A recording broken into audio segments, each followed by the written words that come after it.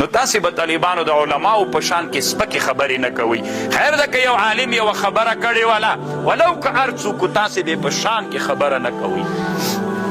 طالبانو وی لحوم العلماء مسمومتون، د علماو غوښې زهرجنې دي، زهر دي د علماو غوښې.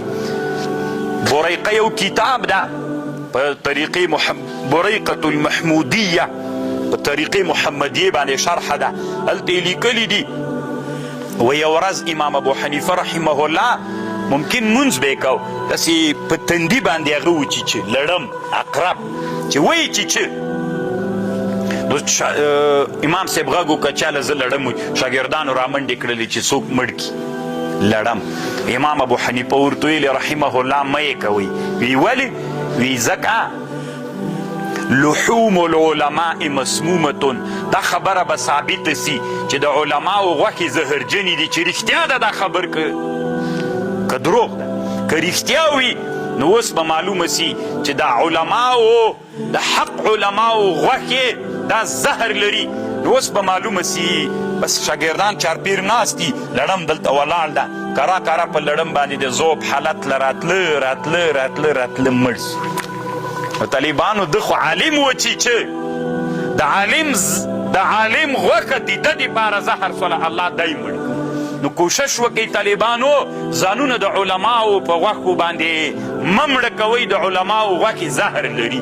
صحیح ده طالبانو علما دي، ټول علما دي، د الله د دین علما دي، د هر چا ځان ته فکر ده. دا کتابونه خو وینئ طالبانو چې نن مو راوړي، د هر یو عالم له بل عالم نه فکر بدل ده، قسم په الله فکر یې بدل ده.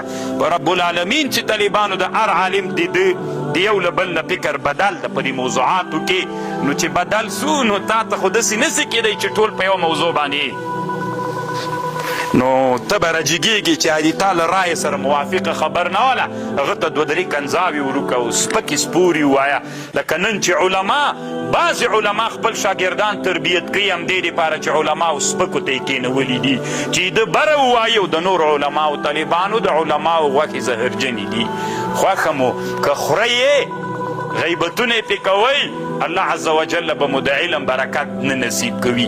الله عز وجل به مو داسې مړه کي لکه لړم چې امام ابو حنیفه چیچلی لري. تاسې علماو سره وي چرګې د شوروا له څټلو سره څه د څکلو سره څه که نه، موږ به خپل علم کوو طالبانو. که دومره لوی لوی علما موږ سولو یا صحیح ده که رد پې باندې وکړو، چې دومره موږ نه یو نو موږ د دوی سره څه کوو. خبر خو پوهېږئ.